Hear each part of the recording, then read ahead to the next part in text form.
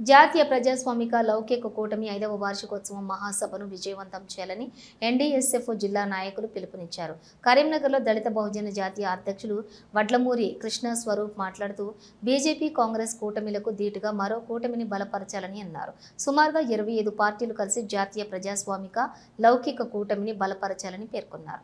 Hyderabad press క్లబ్లో ఈ నెల 25న జరిగే మహాసభను విజయవంతం చేయాలని పిలుపునిచ్చారు. ఈ కార్యక్రమంలోని పలువురు పాల్గొన్నారు.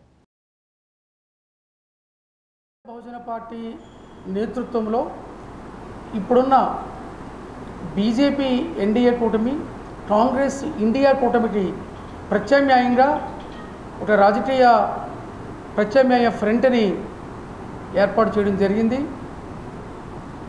జాతీయ ప్రజాస్వామిక లౌకిక కూటమి, నేషనల్ డెమోక్రటిక్ సెక్యులర్ ఫ్రంట్, ఒక జాతీయ స్థాయిలో రాజకీయ ఫ్రంట్ని ఏర్పాటు చేయడం జరిగింది. ఈ front NDSF national democratic secular front ఆవిర్భావ సభని ఈ నెల 26వ తారీఖుని హైదరాబాద్ ప్రెస్ క్లబ్లో చాలా పెద్ద ఎత్తున ఫ్రంట్ ఆవిర్భావ సభని ఏర్పాటు చేయడం జరుగుతుంది. ఈ ఫ్రంట్ నాయకత్వంలో వచ్చే ఇటు తెలంగాణ, ఆంధ్రప్రదేశ్, ఇతర రాష్ట్రాల్లో స్థానిక ఎన్నికల్లో, ముఖ్యంగా తెలంగాణలో రేపు రాబోవు 11 అసెంబ్లీ నియోజకవర్గాల ఉప ఎన్నికల్లో జూబ్లీస్తో సహా